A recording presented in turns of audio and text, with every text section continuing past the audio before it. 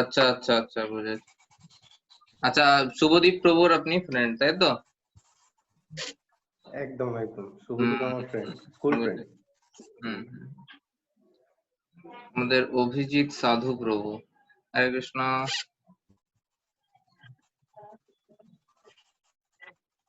অভিজিৎ প্রভু, আপনার ব্যাপারে একটু বললে ভালো হয়।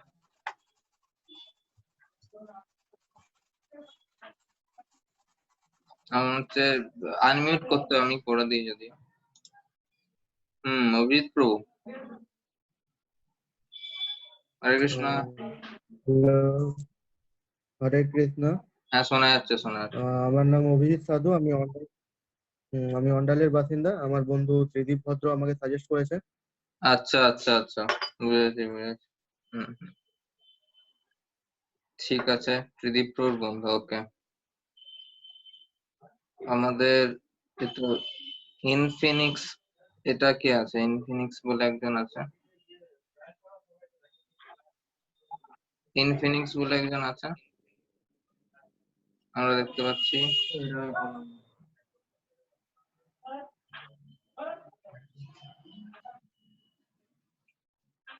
ঠিক আছে, আমরা যারা যাদের অলরেডি ওপেন আছে তাদের, যেমন একজন আছে 558 CV5C8, কে? একবার নিজের ইন্ট্রোডাকশন দিতে। হ্যালো, হরে কৃষ্ণ। হ্যালো, হুম, হরে কৃষ্ণ। হ্যাঁ হ্যাঁ আমি হ্যাঁ, শোনা যাচ্ছে। মুর্শিদাবাদ থেকে প্রিয়তোষ। হ্যাঁ, একটু ক্লিয়ার করে বলো। মুর্শিদাবাদ থেকে প্রিয়তোষ। আচ্ছা আচ্ছা, মুর্শিদাবাদ থেকে মধুসূদন ফ্রেন্ড তো? মধুসূদন। হুম, হ্যাঁ, বলেছি। তোমার নামটা কি বললেন? প্রিয়তোষ দাস। প্রিয়তোষ। প্রিয়তোষ। হুম, গট ইট। নেক্সট আছে, এটা 3081 সামথিং আছে।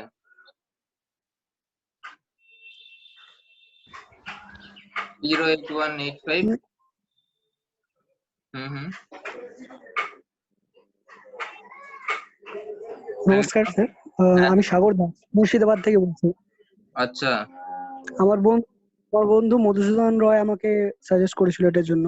আচ্ছা আচ্ছা, প্রিয়তোষ আর সাগর দুজনই হ্যাঁ। এর থেকে। আচ্ছা আচ্ছা, বাহ, ঠিক আছে। মুর্শিদাবাদ, 3.0। মুর্শিদাবাদ, ওকে। নেক্সট আমাদের গোপীকান্ত প্রভু, নামটা খুব দারুণ, গোপীকান্ত। হরে কৃষ্ণ প্রভু। হরে কৃষ্ণ। আমাকে আমার বন্ধু অপূর্ব মন্ডল রেফার করেছিল কিছুদিন আগে। বাড়ি তোমার কোথায়? সূত্রে আমি রানীগঞ্জে প্রভু। রানীগঞ্জে বাড়ি? কোথায়? হ্যাঁ, রানীগঞ্জ থেকে আমাদের আরেকটু বাস করে এগোতে হয় কুনুস্তরিয়া। আচ্ছা, কুনুস্তরিয়াতে, বুঝেছি, ঠিক আছে। হ্যাঁ প্রভু। আর ওপো 1201। আচ্ছা সুমিত, আচ্ছা সুমিতকে তো আমি ভালো করেই চিনি। সুমিত আমাদের মানে, হরে কৃষ্ণ। হ্যালো। হরে কৃষ্ণ। হ্যাঁ, হরে কৃষ্ণ। হ্যালো। হ্যাঁ হ্যাঁ, শোনা যাচ্ছে, বলো। হ্যালো। হ্যাঁ হ্যাঁ হ্যাঁ, হরে কৃষ্ণ।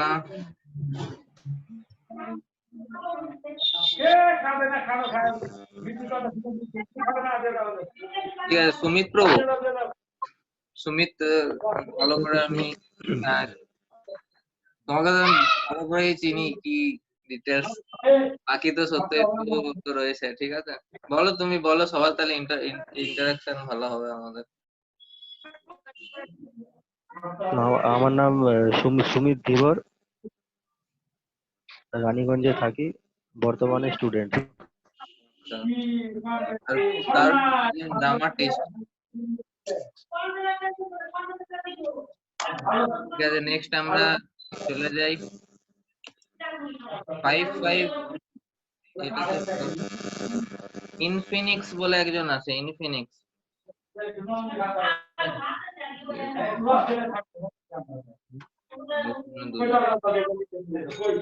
ইনফিনিক্স। হুম।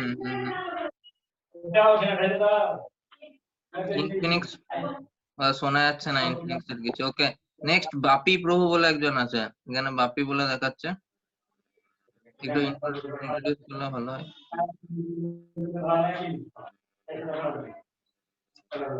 বাপি,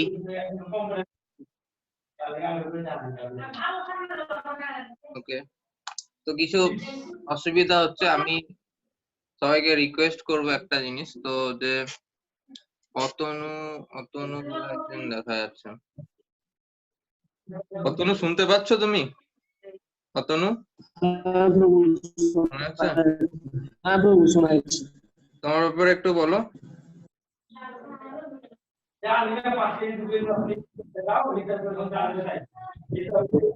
হরে কৃষ্ণ। ক্লাসগুলো করতে পারি বলে আজকে আমাকে দিবাকর প্রভু ক্লাসগুলো করতে বললো। আচ্ছা আচ্ছা আচ্ছা। তুমি কোথা হ্যালো, থেকে, তোমার বাড়ি কোথায়? আমি রানীগঞ্জে থাকি। আমার বাড়ি মেজা, বাঁকুড়ায় বাড়ি, বাঁকুড়ায় বাড়ি, তেলেন্ডা গ্রাম। বাঁকুড়ায় বাড়ি, এখানে রানীগঞ্জে থাকি। আচ্ছা আচ্ছা আচ্ছা। আর বাপি প্রভু তোমার বাড়ি কোথায়? মেজিয়া? মেজা তেলেন্ডা, হ্যাঁ। আচ্ছা আচ্ছা, তুমি কিভাবে, আচ্ছা আচ্ছা বুঝেছি, দিবাকর প্রভু, ঠিক আছে। ওকে, মোটামুটি সবার ইন্ট্রোডাকশন হয়ে গেছে। একজন বাকি আছে, ইনফিনিক্স বলে একজন, ইনফিনিক্স সামান বলে একজন আছে, তার সাথে আমরা পরে, এই তো শোনা যাচ্ছে, তার এবার বললে ভালো হয়।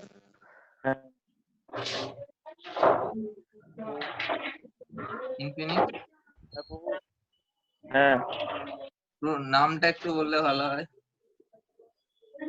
আমার সৌরভ দেবর। আচ্ছা,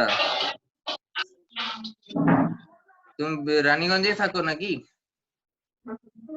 না, যে গৌতম বলে যে আমার দাদা হয়, আচ্ছা আচ্ছা বুঝেছি প্রথম ফোন করেছিল। ঠিক আছে, তাহলে বোঝা গেছে। তো আপনাদের সবার সাথে ইন্ট্রোডাকশন হয়ে গেছে। আমার নাম সোমনাথ, রাইট?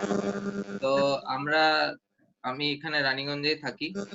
আমি বর্তমানে টাটা কনসালটেন্সিতে কর্মরত। তো আমরা সবাই মিলে একটা ডিসকাশন করব। তো এই পুরো যতগুলো আমাদের যা কিছু হবে সেটা একটা ডিসকাশনের মতো, ফ্রেন্ডলি আমরা সবাই মিলে করব। তো তার মধ্যে বিভিন্ন রকমের প্রশ্ন আসবে। তো প্রশ্নগুলো আমরা অ্যাকচুয়ালি জুমের মধ্যে আমরা ফেস টু ফেস ইন্টারঅ্যাক্ট করতে পারছি না। তো সেই জন্য কি হবে, যে জুমের মধ্যে আমি প্রথমে জিনিসগুলো বলে নেবো, মানে এট দ্য এন্ড, একদম শেষে আমরা এই ব্যাপারে প্রশ্ন উত্তর করব, কোশ্চেন অ্যান্সার। তো আরেকটা রিকোয়েস্ট সবার কাছে, যে সবাই নিজের অডিও ভিডিও মিউট করে দিও, তাহলে কি অ্যাকচুয়ালি অনেক রকমের সাউন্ড আসে, যে কারণে অসুবিধা হয়। তো আমরা অডিও ভিডিও মিউট করে দিয়ে অলমোস্ট সবাই করে দিয়েছি। তো তাহলে আমরা এইভাবে অ্যাকচুয়ালি আমরা এখানে ডিসকাশন করব কিছু কিছু টপিক, সেই টপিকগুলো ডিসকাশনের উপর বেস করে আমাদের বিভিন্ন রকমের আইডিয়া আসবে, বিভিন্ন রকমের কনসেপ্ট হয়, যেগুলো আমরা যে ধরনের কোশ্চেনের জন্য আমরা অনবরত বিভিন্ন জায়গায় দৌড়েছি বা বিভিন্ন রকমের সেই কোশ্চেনের অ্যান্সার পাওয়ার চেষ্টা করেছি, তো সেই প্রশ্নের উত্তরগুলো পাইনি। তো এই আপকামিং যত সেশন গুলো আছে, সব সেশনের মধ্যে আমরা কিন্তু খুব দারুণ ভাবে অনেক নলেজ গেইন করব, যেগুলো আমাদের লাইফে অনেক ইউজফুল হবে আর অনেক প্র্যাকটিক্যাল হবে, আর প্র্যাকটিক্যালি আমাদের লাইফটাকে আন্ডারস্ট্যান্ড করতে অনেক হেল্প করবে। তো প্রথমে আমি চলে যাই যে একটু আমাদের ডিটেলসে কি এই কোর্সে নিয়ে কি আছে। প্রথমে হচ্ছে যে এই কোর্সে কিছু কিছু টপিক আছে। প্রথম টপিক এটা আমরা আলোচনা করছি, সেটা হচ্ছে যে can a scientist believe in God? কে একজন বিজ্ঞানী কি বিশ্বাস করতে পারে, একজন বিজ্ঞানী কি বিশ্বাস করতে পারে ভগবান? এই নিয়ে হচ্ছে প্রথম আজকের সেশন। তারপরে হবে জিনিসগুলো একদম পুরো স্টেপ বাই স্টেপ পরপর হবে তোমাদেরকে, প্রত্যেকটা সেশনের মধ্যে কিছু না কিছু জানার থাকবে, যেগুলো আমরা অনেকভাবে জানার চেষ্টা করেছি। তো প্রথমে আমি বলি যে আমাদের অবস্থাটা এখন কি রকম আছে। তো আমরা জেনারেলি একটা আমি স্টোরি দিয়ে শুরু করব। স্টোরিটা এরকম যে একবার কি হয়েছে, একজন বিমানে পাইলট, সে বিমান ওড়াচ্ছে, তার মধ্যে অনেক যাত্রী আছে, তো তারা যাচ্ছিল।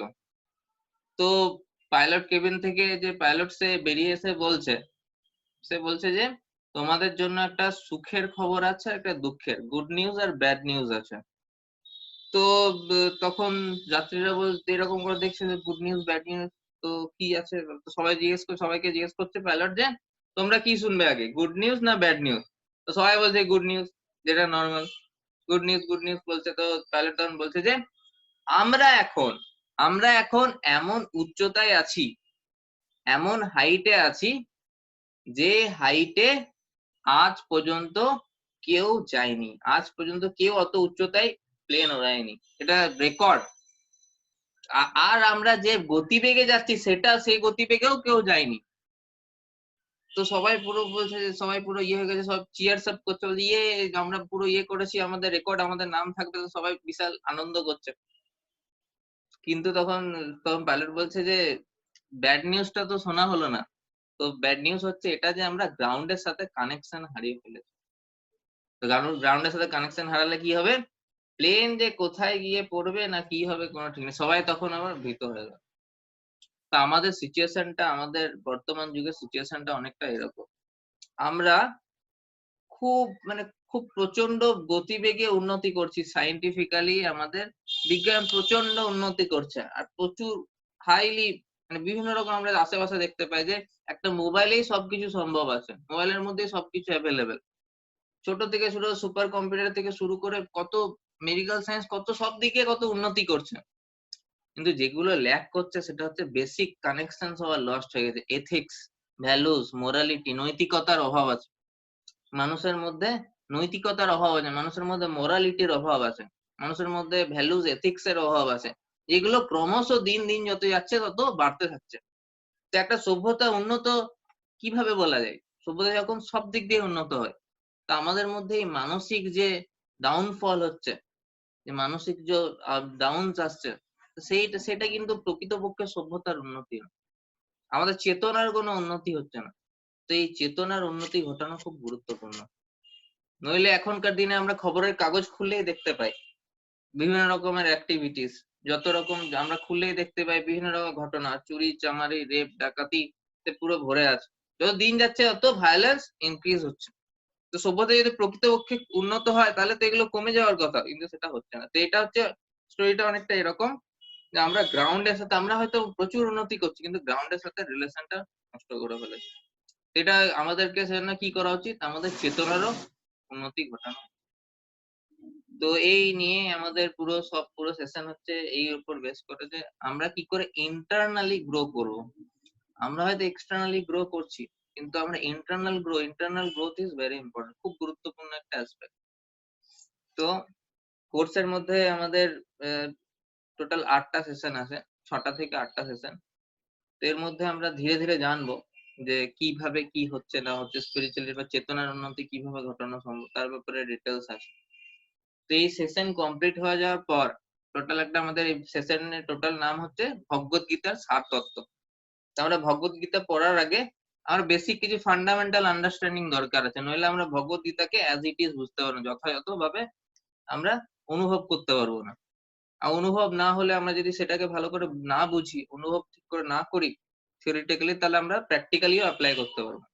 তো এটার বেসিক হচ্ছে যে আমরা কি করে একটা আমাদের জেনারেল আন্ডারস্ট্যান্ডিং হয় স্পিরিচুয়ালিটি, যে কোনো আধ্যাত্মিক স্তরে কিভাবে বেসিক আন্ডারস্ট্যান্ডিং আমরা এই কোর্সের মধ্যে দিই। কোর্সের শেষে আমাদের একটা টেস্ট হয়, টেস্টের উপর বেস করে সার্টিফিকেশন হয়, মানে আমরা সার্টিফাই থেকে সার্টিফিকেট দিয়ে থাকি ভগবত গীতার 7 তত্ত্ব। পরে ভগবত গীতার উপরও ফার্দার কোর্সেস হয়, তার উপর বেস করে কর্মযোগী, ধ্যানযোগী, জ্ঞানযোগী বিভিন্ন সার্টিফিকেট হয়। তো ইসকনের অ্যাফিলিয়েটেড এটা, ইসকন থেকে এটা, ইসকন মায়াপুর থেকে এটা করানো হয়। তো এই নিয়ে আমাদের কোর্স ডিটেলস। এবার আমরা তাহলে সেশনে চলে যাই, আজকের সেশন। তো একটু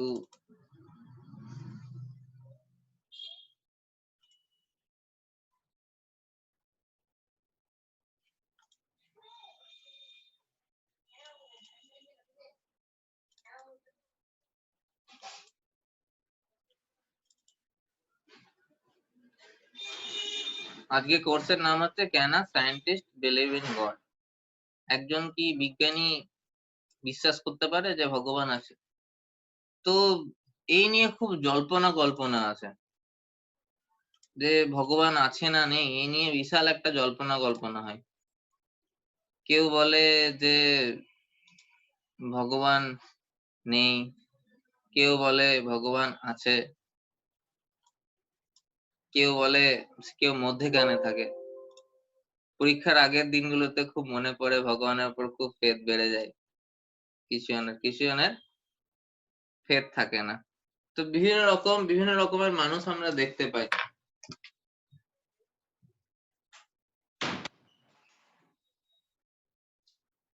তো বেসিক্যালি আমাদের মধ্যে 3 রকমের মানুষ দেখা যায়, যেটা বলছিলাম। একটা হচ্ছে যে খুব ফার্ম ফেথ, সে ভাবে যে ভগবান আছেই আছে। একজন আছে যে তার মধ্যে কোনো ফেথ, সে নাস্তিক, সে বলে যে ভগবান নেই।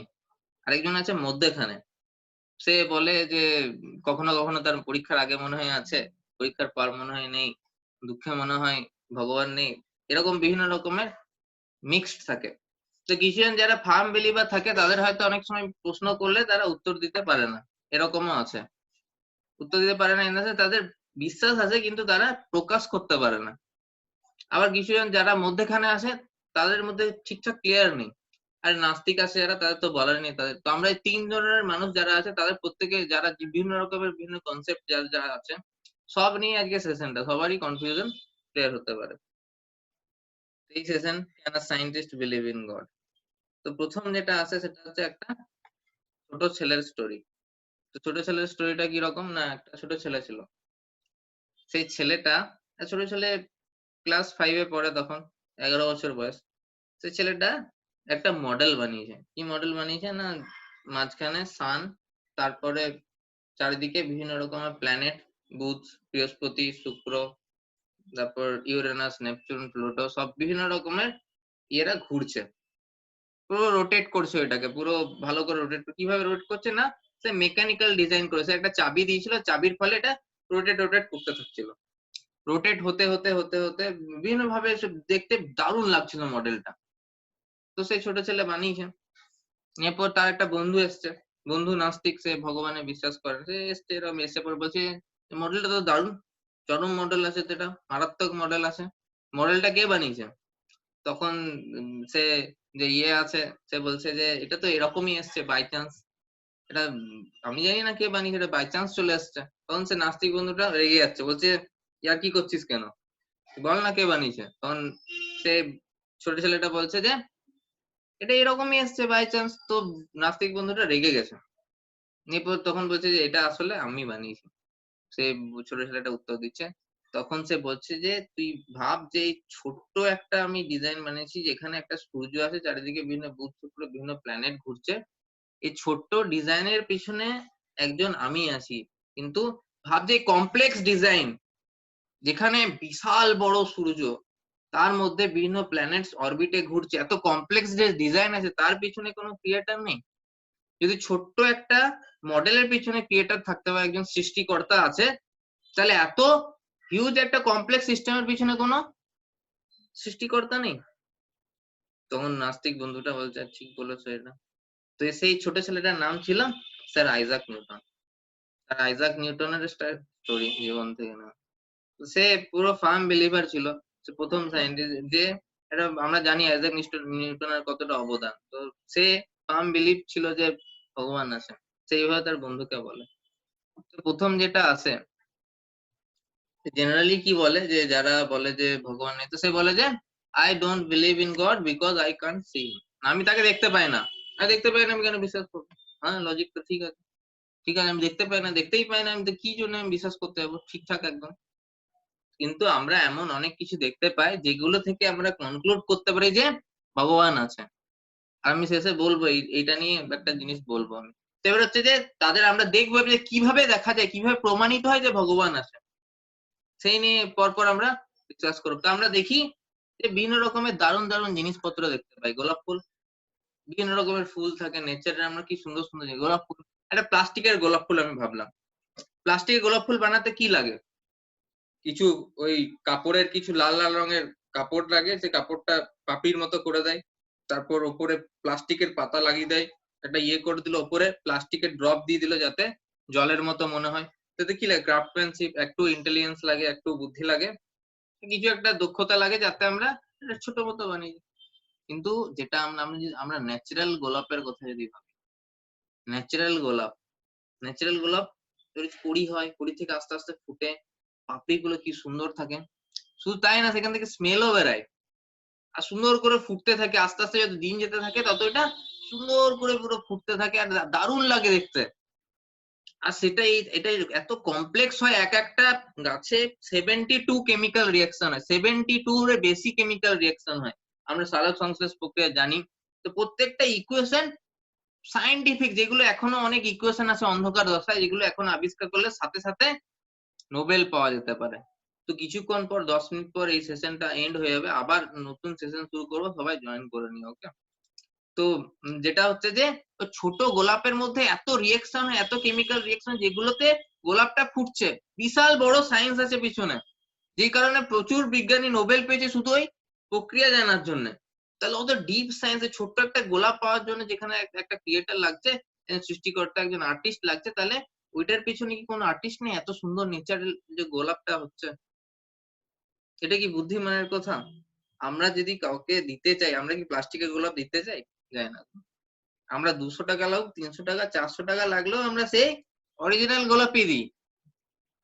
কেন অরিজিনাল গোলাপ? সেটা হচ্ছে অরিজিনাল গোলাপ এত কমপ্লেক্স ডিজাইন, এত দারুণ দেখতে যে আমরা অরিজিনাল।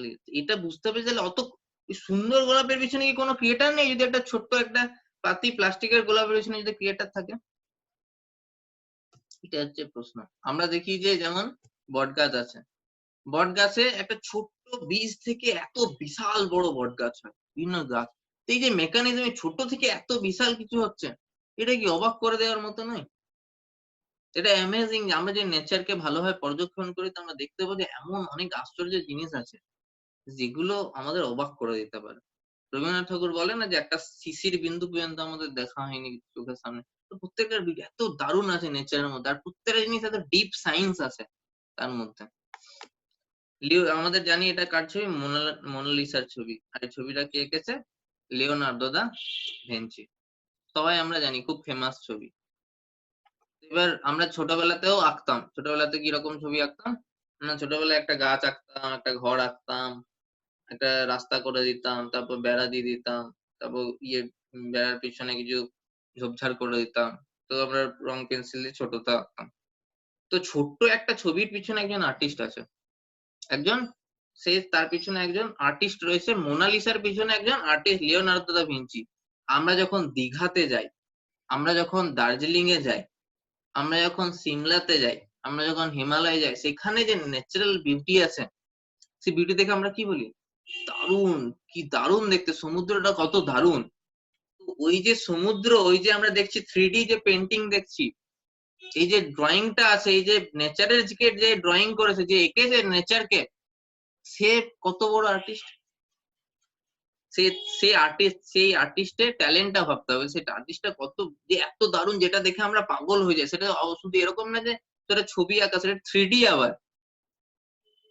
তো সেই আর্টিস্টটা কত ট্যালেন্টেড। অবশ্যই সেই আর্টিস্ট বিশাল বড় একজন আর্টিস্ট, তবেই সে এত দারুণ ড্রয়িং করতে পেরেছে। তো কে সেই আর্টিস্ট? এটা হচ্ছে প্রশ্ন। স্পেস টেকনোলজির ব্যাপারে সবাই যারা বেশিরভাগ ম্যাথস এর স্টুডেন্ট, তাদের প্রত্যেকে স্পেস টেকনোলজি শুনলেই পুরো, মানে বেসিক্যালি সায়েন্স, যে কেউ যদি নাও বিলং করে, স্টিল এই এমন একটা আছে যে এসব শুনলে আমাদের একটা আলাদা ইনকুইজিটিভ, একটা রহস্য টাইপের মনে হয়। তো স্পেস টেকনোলজি যে আছে, স্পেস টেকনোলজি এখন আমরা যদি কোনো জায়গায় দেখি কিভাবে রকেট লঞ্চ হয়, কোন রকেট মানে বা স্যাটেলাইট, কি হলো স্যাটেলাইট লঞ্চ হওয়ার পিছনে একটা বিশাল বড় টিম থাকে, 500 থেকে বেশি সায়েন্টিস্ট থাকে। 500 মানে 500 থেকে বেশি হাজার, নাসা আমরা জানি যেমন। তো সেখানে আর তারা বিভিন্ন যে লঞ্চ করার আগে তাদের প্রচুর অনেক দিন ধরে কাজ কারবার চলে। আর শুধু তাই না, এটা লঞ্চ করার পর রুলস আছে, বিভিন্ন রকম ইকুয়েশন ধরে তারা একটা গ্রাফ অনুযায়ী একটা জায়গায় ফিক্স হয়, তারপর ওটাকে বেস করে পৃথিবীকে একটা ফিক্সড ডিস্টেন্স, মানে ফিক্সড ডিস্টেন্স মেনটেন করে রোটেট করতে থাকে। খুব কমপ্লেক্স, সেই জন্য এত সায়েন্টিস্ট লেগেছে, এত কমপ্লেক্স ডিজাইন আছে। আর শুধু তাই না, একবার ফিট হয়ে যাওয়ার পর অনবরত নজর রাখতে, যদি একটু এদিক ওদিক হয়ে যায় 24x7 সব সময় নজর রাখতে, যদি একটু এদিক ওদিক হয়ে যায় সব শেষ। এতদিনের খাটালি। কন্ট্রোল রুমে তারা বিভিন্ন ভাবে কন্ট্রোল করে সব সময়, প্রত্যেকটা জিনিস সব সময় কন্ট্রোল হচ্ছে। কি কি না, বিভিন্ন রকমের রোটেশন যে আছে, কিভাবে রোটেট করছে, কত স্পিডে রোটেট করছে, তার মধ্যে কিরকম বিভিন্ন রকমের প্যারামিটার আছে, spin, velocity, orbit decay correction, earth satellite distance, heat dissipation, এইসবের বেস করে। আর এটা আমি 6টা বললাম, প্রচুর এরকম আছে যেগুলোর উপর এত এত সায়েন্টিস্ট সব সময় লেগে পড়ে আছে। তো ভাবো একটা স্যাটেলাইট লঞ্চ করার পিছনে, এতই ছোট, বেশি না 1000 টনের স্যাটেলাইট হবে, এই স্যাটেলাইট লঞ্চ করার পিছনে 1000 কি না আরো বেশি বলে দিলাম, 100 টন হয়তো জেনারেল। তো এইরকম স্যাটেলাইটের পিছনে এত এত সায়েন্টিস্ট পড়ে আছে, 1000-2000। আমার প্রশ্ন হচ্ছে যে এই যে স্যাটেলাইটটা আছে, আর্থ নামের স্যাটেলাইটটা পৃথিবীর এই সূর্যের চারিদিকে ঘুরছে, তার পিছনে তাহলে কেউ নেই, তাই তো? যদি একটা এই কয়েক টনের স্যাটেলাইটের পিছনে এত হাজার হাজার সায়েন্টিস্ট লাগতে পারে, তাহলে পৃথিবীকে, এই সূর্যকে কেন্দ্র করে যে ঘুরছে, সূর্যকে কেন্দ্র করে যে ঘুরছে পৃথিবী, তার পিছনে কোনো কোনো কন্ট্রোল রুম নেই, কোনো সায়েন্টিস্ট নেই। এটা লজিক্যাল না, এটা কোনোভাবে মেনে নেওয়া। তার পিছনে অবশ্যই বিশাল বড় একটা টিম আছে, বিশাল বড় টিম আছে এখানে। সেই তার ওয়েট, পৃথিবীর ওয়েটই জানি 6 × 10⁻21 মেট্রিক টন। তার পিছনে একটা বিশাল বড় সায়েন্টিস্ট থাকা উচিত, সুপ্রিমলি ইন্টেলেকচুয়াল সায়েন্টিস্ট থাকা উচিত। তাহলে সেই সায়েন্টিস্টটাকে বা সেই কন্ট্রোলারটাকে, এটা হচ্ছে প্রশ্ন। এইগুলো হচ্ছে জেনারেলি আমরা যদি দেখি নেচারকে, তাহলে এরকম আমরা প্রচুর প্রশ্নের উত্তর পাবো। প্রশ্ন আছে যে department of artificial intelligence, MIT হচ্ছে সব থেকে টেকনোলজির ক্ষেত্রে সব থেকে টপমোস্ট একটা ইনস্টিটিউট ওয়ার্ল্ড এর মধ্যে, টপমোস্ট। তো এমআইটি যে আছে, এমআইটির মধ্যে একটা ডিপার্টমেন্ট আছে আর্টিফিশিয়াল ইন্টেলিজেন্স। সেখানে বিভিন্ন ভাবে সুপার কম্পিউটার তৈরির চেষ্টা চলে। শুধু আমরা জানি যেসব দেশে সুপার কম্পিউটার, সেসব দেশকে অনেক উন্নত মানা হয়, কিছু কিছু দেশেই, সব দেশে এটা নেই। তো এই সুপার কম্পিউটার পিছনে প্রচুর নোবেল জয়ী বিজ্ঞানীর অবদান আছে, তারা বিভিন্ন ভাবে অনেক চেষ্টা করে তারা সুপার কম্পিউটার বানায়। তো আমার প্রশ্ন হচ্ছে সব থেকে ভালো সুপার কম্পিউটার কার কাছে আছে, কোন দেশের কাছে আছে? সব থেকে মানে সব থেকে সফিস্টিকেটেড সুপার কম্পিউটার সব থেকে সফিস্টিকেটেড কার কাছে আছে, কোন দেশের কাছে? তো এই প্রশ্নটা আমরা যদি জিজ্ঞেস করি, অ্যাকচুয়াল উত্তর কি হবে? হিউম্যান ব্রেন হচ্ছে সব থেকে সফিস্টিকেটেড কম্পিউটার। এইরকম একটা সুপার কম্পিউটার বানানোর জন্য বিশাল বড় বড় সায়েন্টিস্টের হাত লাগে। তো আমাদের যে বিশাল সফিস্টিকেটেড যে কম্পিউটারটা বানিয়েছে, যে সেই সায়েন্টিস্টের ইন্টেলিজেন্সের কি খবর? আমরা বলি যে ওই সুপার কম্পিউটার বানাতে কিছু মানুষ লেগেছে, আমরা বলি যে ওই স্যাটেলাইট লঞ্চ করতে অনেক সায়েন্টিস্ট লেগেছে, আর আমরা বলি যে এই যে সুপার কম্পিউটার আছে এটা বাই চান্স চলেছে। এটা কি লজিক্যাল?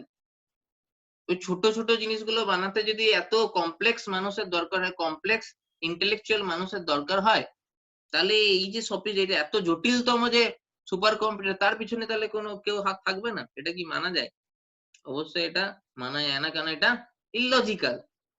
এখানে লজিক্যালি এটা হচ্ছে না, কোনোভাবে মেনে না। এর পিছনে একজন আছে, সে কে?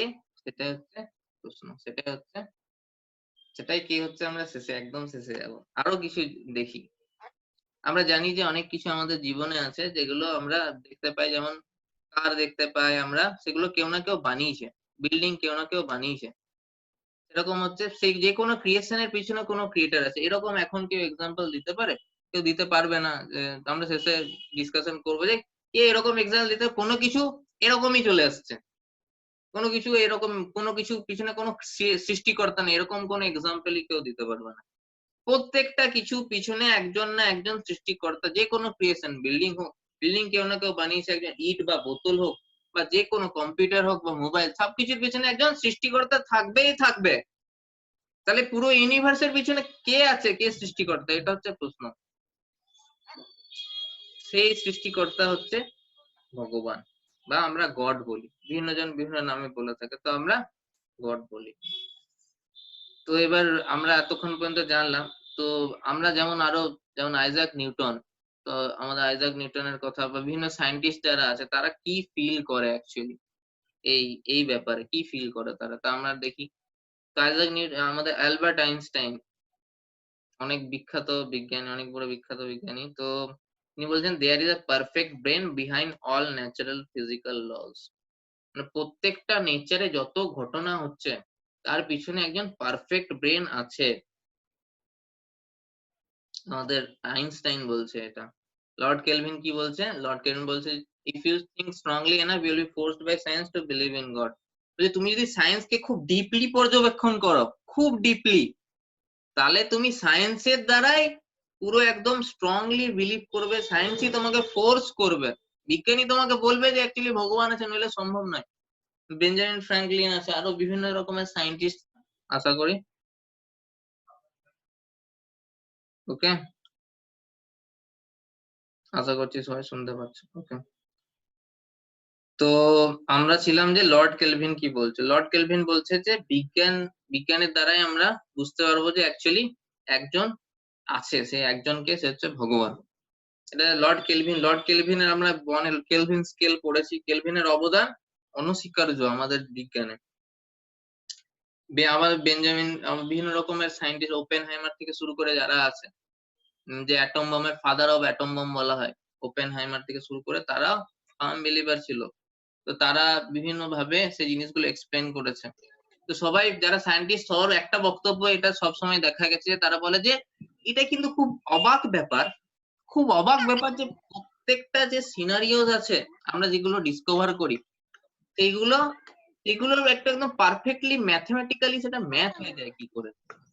প্রত্যেকটা জিনিস খুব পারফেক্টলি ম্যাথমেটিক্যালি ম্যাথ, প্রত্যেকটা সায়েন্টিস্ট আর এটা সবার রিয়েলাইজেশন সেম, যে প্রত্যেকটা যেমন যে কোনো রকমের লস যদি আমরা দেখি, যে কোনো ইকুয়েশন দেখো খুব পারফেক্টলি ম্যাচ করে, প্রত্যেকটা লস খুব সুন্দরভাবে ম্যাথমেটিক্স ধরে চলতে, এত পারফেক্টলি কি করে হয়, সে পারফেক্ট পারসন সেটা ডিজাইন করে। তো ওই আমাদের এই নিয়ে একটা জেনারেলি আমাদের ধারণা কি রকম, আমরা যে কি ভাবি, যে নিউটন যেমন আবিষ্কার করেছিল গ্র্যাভিটেশনাল পুল, মানে ওই মহাকর্ষজ বলের মানে করেছে। তো আমাদের ধারণা কিরকম, নিউটন দেখছে যে বসে আছে গাছের নিচে, আপেল পড়লো, সেখান থেকে তার মাথায় নখ হলো। তো আমাদের ধারণা কিরকম না, আমরা এমন ভাবে দেখি যে নিউটন মহাকর্ষজ বল বলার পর থেকে আপেল নিচে পড়ে, তার আগে মনে হতো আপেল ওপরে যেত। এরকম আমাদের আবিষ্কার মানে জাস্ট সেটা অলরেডি ফিনোমেননটা আছে ন্যাচারালে, সবসময় এটা হচ্ছে। সেটা তার আগে এরকম নয় যে এটা তার আগে ওপরে যেত আপেল, তার আগেও নিচেই পড়তো।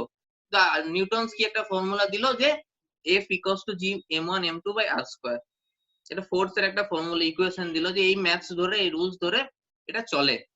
তো নিউটন এটা বলার পর এই যে ম্যাথসটা আগেও চলতো, এই ইকুয়েশন ধরে আগেও মহাকর্ষ বল কাজ করতো। এরকম না যে বলটা নিউটন বলার পর থেকে এই ফর্মুলা ধরে কাজ করছে। তাহলে যে ডিজাইন করেছে এই ফর্মুলা বা মহাকর্ষীয় বল, সে নিশ্চয়ই এই ইকুয়েশনটা জানে, এই ম্যাথসটা সে জানে। এখান থেকে বোঝা যায় এটাই যে সে অলরেডি বিশাল বড় একজন সায়েন্টিস্ট।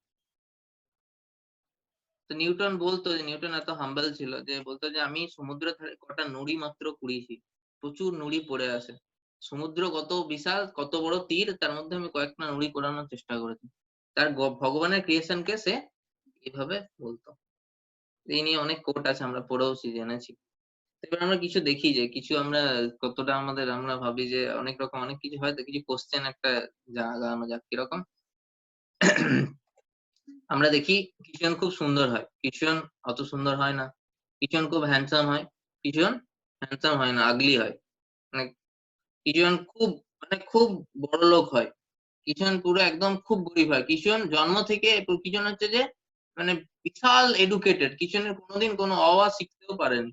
আবার কিষণ হয় যারা ছোট থেকেই বিশাল একদম সোনার চামচে বড় হচ্ছে, কিষণের খাবারও কিছু নেই কিছু বাচ্চার। তো এরকম কেন হয়, এগুলো কি বেসিসে হয়, এই ধরনের কোশ্চেন। যেহেতু আমরা এটা ইনকুইজিটিভনেস নিয়ে জাগিয়ে রাখছি, যাতে আমরা পরে ফার্দার সেশনে এগুলো উত্তর দেবো। কিন্তু এটা কি হয়, কেন হয়, কে করে, কি বেসিসে করে, এই ধরনের প্রশ্ন জানা উচিত আছে।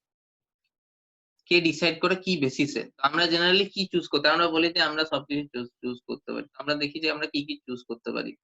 আমরা চুজ করতে পারি একটা চাকরি, হ্যাঁ চাকরি চুজ করতে পারি, চেষ্টা করলাম চাকরির জন্য, চাকরি পেলাম। একজন ওয়াইফ বা হাজবেন্ড, অবভিয়াসলি এখানে সব ওয়াইফস, তো আমরা নিজেদের গার্লফ্রেন্ড কে চুজ করতে পারি বা ওয়াইফ কে চুজ করতে পারি, হ্যাঁ এটা হবে, এটা না, এটা ঠিক আছে কিছুটা। কি রকমের কার নেবো, ল্যাম্বরগিনি, অডি নেবো না মারুতি নেবো না কি নেবো, সেটা আমাদের হাতে আছে।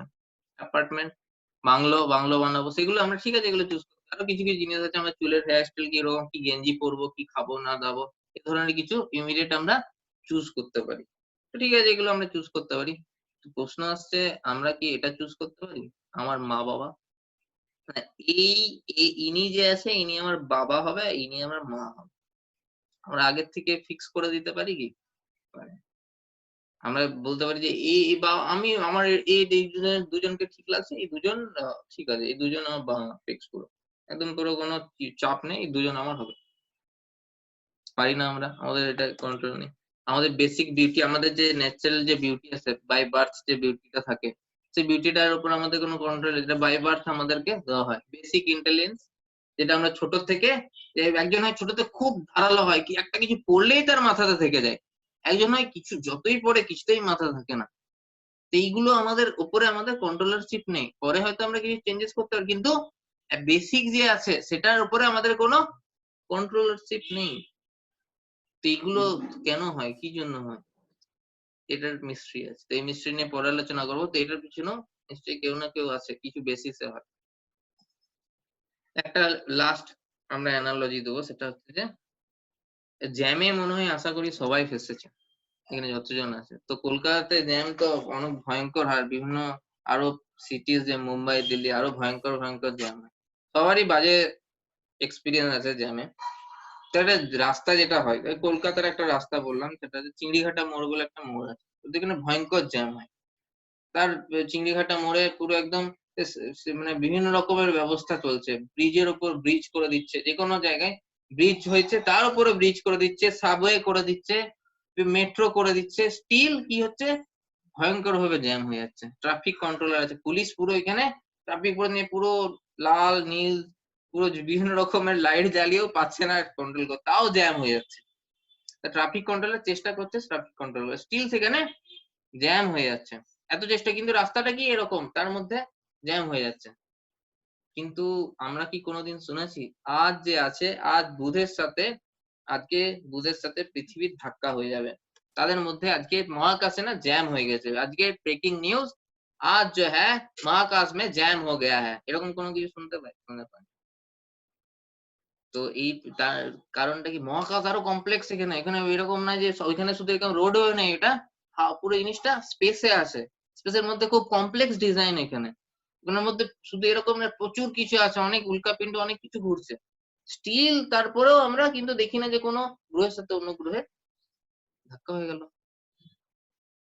প্লুটোর যে আছে, প্লুটোর কক্ষপথটা এরকম আছে যে সে কখনো কখনো সে একটা কিছু গ্রহের আগে চলে আসে, তার কক্ষপথের ডিজাইনটা একটু অন্যরকম আছে। তো আমরা কিন্তু শুনি না যে কোনো সময় ধাক্কা হয়ে গেল। তো এখানে নিশ্চয়ই কোনো ট্রাফিক কন্ট্রোলার আছে, এখানে আরো কমপ্লেক্স, এইসব জ্যাম তো কিছুই না।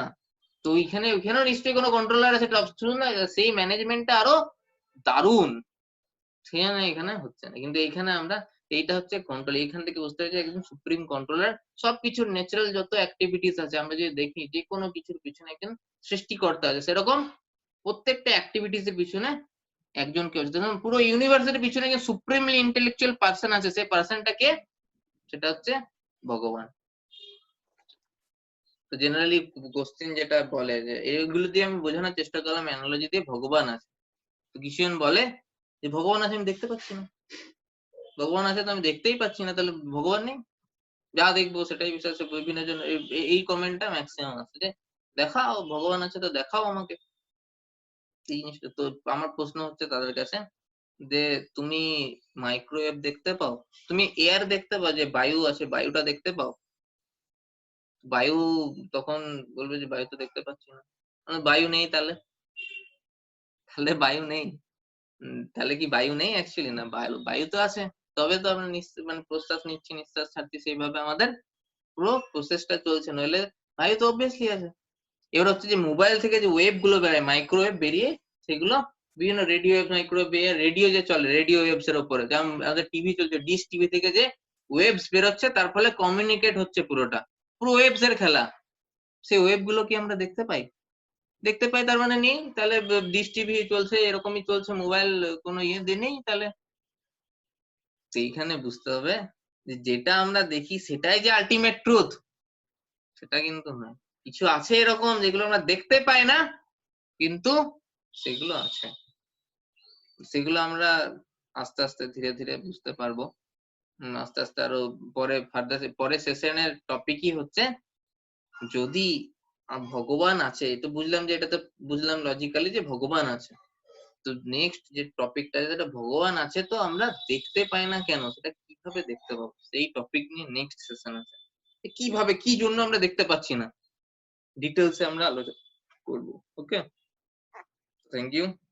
আজকের মতো এখানেই কমপ্লিট। আমাকে এতক্ষণ ধরে সব বিভিন্ন ভাবে সহ্য করেছে, তো ধৈর্যের জন্য অসংখ্য ধন্যবাদ। তো আমরা প্রশ্ন উত্তরে চলে যেতে পারি। অ্যাকচুয়ালি এই তো 10:45 বাজলেই নেটওয়ার্কের খুব ইস্যু হয়, তো আমি ভিডিওটা অফ করে দেবো, আমরা প্রশ্ন উত্তর করবো। ওকে, এক এক করে আমরা প্রশ্ন উত্তর করবো সবাই। আর সবাই ফ্র্যাঙ্কলি, এই সেশনটা এরকম নয় যে আমিও তোমাদের মতোই সব ঠিক আছে নিজেদের মনে করে, আমরা ফ্র্যাঙ্কলি পুরো সেশন ডিসকাশন করবো। ওকে, যা যা প্রশ্ন আছে পুরো মন খুলে আমরা করবো, সেখানে কোনো দ্বিধাবোধ না, আমরা সবাই শিখবো। হয়তো আমি কিছু প্রশ্নের উত্তর দিতে পারবো না, সেই প্রশ্নগুলো আমি না পারলে আমার সিনিয়রদের জিজ্ঞেস করবো, সেরকম ভাবে আমরা উত্তর দেওয়ার চেষ্টা করবো। ঠিক আছে?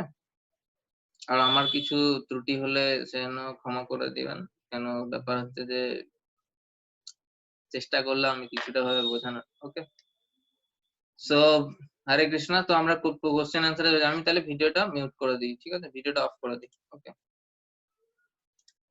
তো কোশ্চেন অ্যান্সার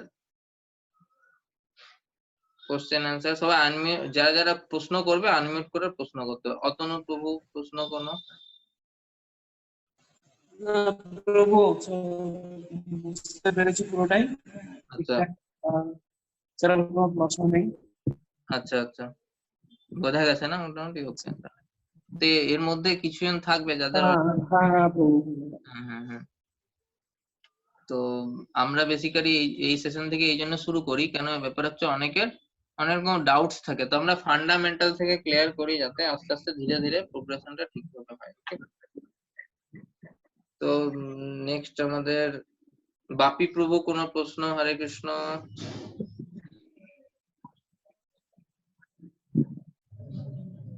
বাপি প্রভু, হরে কৃষ্ণ। আনমিউট করে তুমি বলো, আনমিউট আমি করে দিলাম। বাপি প্রভু কোনো প্রশ্ন আছে, করতে পারো। বাকিরা সবাই মন খুলে প্রশ্ন করতে পারে।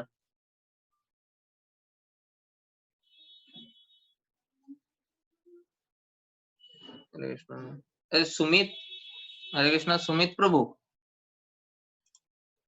সুমিত প্রভু। হরে কৃষ্ণ।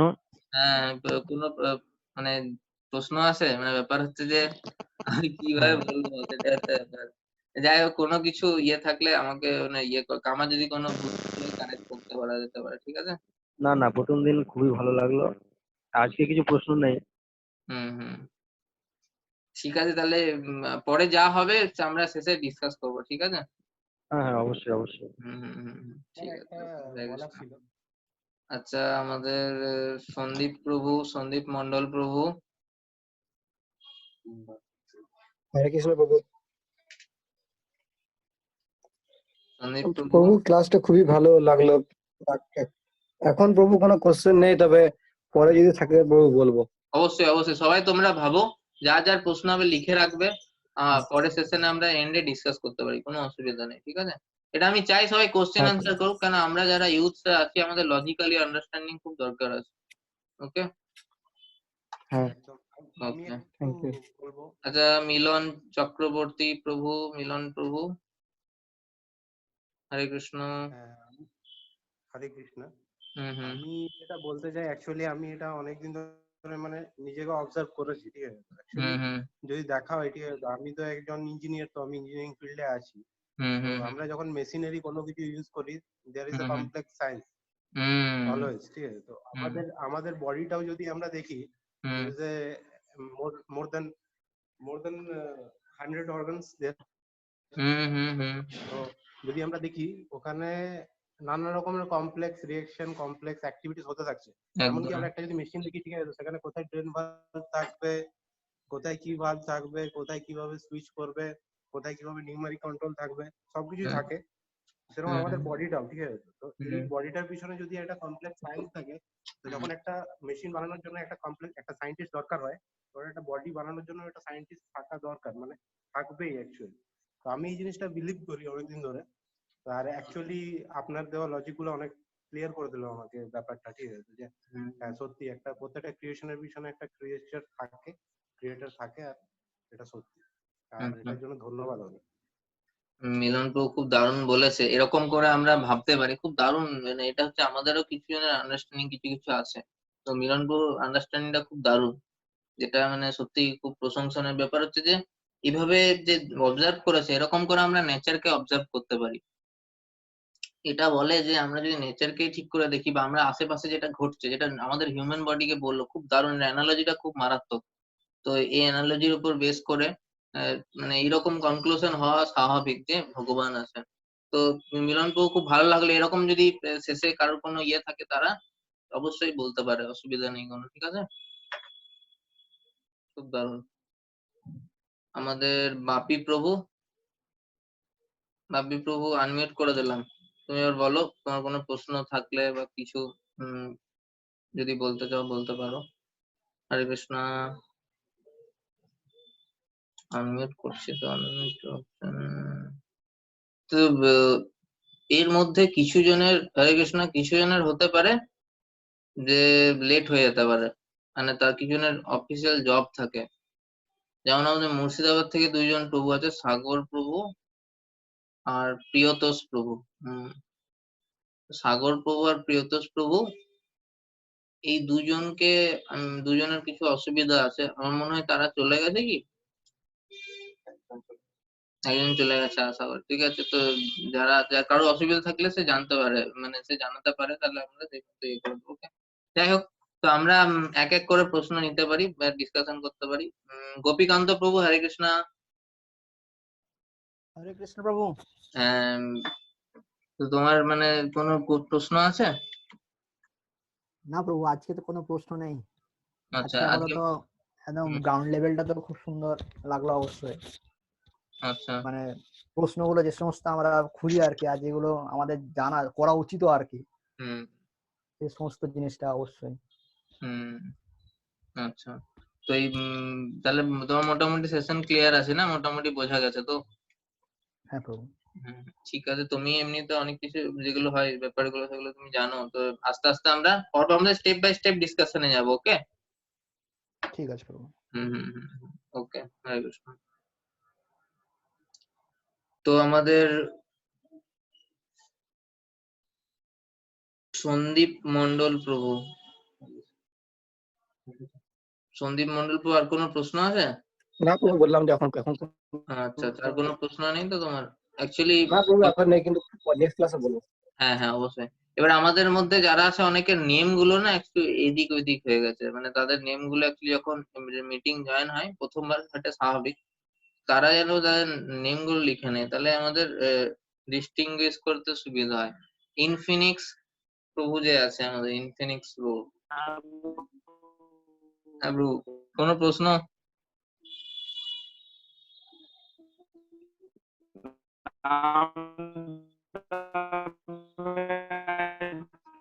হ্যাঁ প্রভু, প্রথমবার ছুটি আছে। হ্যাঁ প্রভু বলুন। কোনো প্রশ্ন নেই, বোঝা গেছে না মোটামুটি? হ্যাঁ প্রভু। আচ্ছা আচ্ছা, ঠিক আছে। আমাদের রেডমি বলে একজন আছে, কি নামটা নেই অ্যাকচুয়ালি। আচ্ছা, তার অডিও শোনা যাচ্ছে না, ঠিক আছে, অসুবিধা নেই। বাপি আর রেডমি, তাদের অডিও শোনা যাচ্ছে না। আচ্ছা, বাকি আর কেউ কার কোনো প্রশ্ন, আর কেউ কোনো প্রশ্ন থাকলে মন খুলে আমরা এখানে সবাই মিলে ডিসকাস করব, ঠিক আছে? কোনো অসুবিধা নেই। তো আজকে মনে হয় যে এই তো আর কেউ এসছে আমাদের, কিষণ কানেক্ট করতে পারে। হ্যাঁ, বাপি প্রভু এসছে। বাপি প্রভু, হরে কৃষ্ণা, শোনা যাচ্ছে? হরে কৃষ্ণ,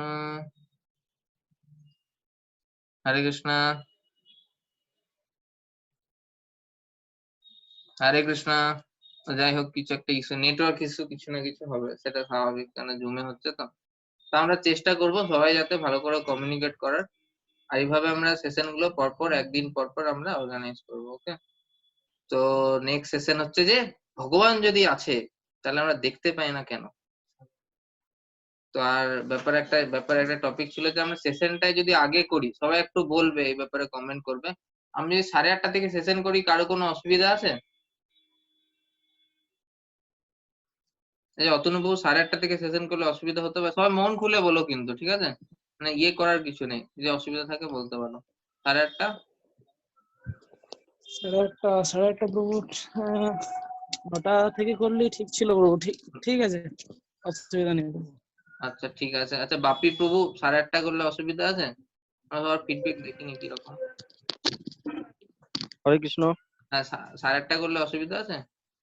সুমিত প্রভু, আচ্ছা সুমিত প্রভু, 8টা, হ্যাঁ একটু অসুবিধা হবে। 9টার টাইমটা যদি হয় তো ভালোই সেটা, আর যদি 8:30 করতেই হয় তাহলে সেটা অ্যাডজাস্ট করতে হবে। আচ্ছা ঠিক আছে ঠিক আছে, আমি তাহলে দেখি সবার ফিডব্যাক দেখে নিই, কেন দুজনেরই অসুবিধা কি। সন্দীপ প্রভু হরে কৃষ্ণ, 8:30 করলে অসুবিধা অ্যাকচুয়ালি? না প্রভু, কোনো অসুবিধা নেই। সবাই বলে তাহলে ঠিকই আছে। আচ্ছা মিলন প্রভু কোনো অসুবিধা হবে? না, আমার কোনো সেরকম অসুবিধা নেই, তবে যদি ইনকেস আমাকে ডিউটি যেতে হয় তাহলে একটু অসুবিধা হতে পারে। যদি ইনকেস ডিউটি যেতে হয় আমাকে, আচ্ছা আচ্ছা আচ্ছা, তো অসুবিধা হবে। ডিউটি কটা থেকে তোমার? অ্যাকচুয়ালি এখন লকডাউনের মধ্যে আছি, তো এখন কিছুদিন রুমেই আছি, তবে আমাদের এমার্জেন্সি থাকে তো ওই জন্য যেতে হতো। ও আচ্ছা আচ্ছা, ওইটাতে তো তখন মুশকিল। ঠিক আছে অসুবিধা নেই। তো 8:30 হলে অসুবিধা নেই তোমার এমনি ডিউটি ছাড়া, তাই তো? একদম। আচ্ছা গোপীকান্ত প্রভু তো বল, গোপীকান্ত প্রভু, আচ্ছা না প্রভু, আমার কোনো অসুবিধা নেই প্রভু। আচ্ছা ইনফিনিক্স প্রভু হরে কৃষ্ণ। তো কিছু জনের অসুবিধা আছে, কিছু জনের অসুবিধা নেই, তো আমরা একটা টোটাল ফিডব্যাক করি। ইনফিনিক্স অসুবিধা আছে 8:30? না বাবু, কোনো অসুবিধা নেই। অসুবিধা নেই। তাহলে ঠিক আছে, আমরা একটা কাজ করি যে কিছু জনের একটু অসুবিধা হলে আমরা 9:45 করে দিই, ঠিক আছে?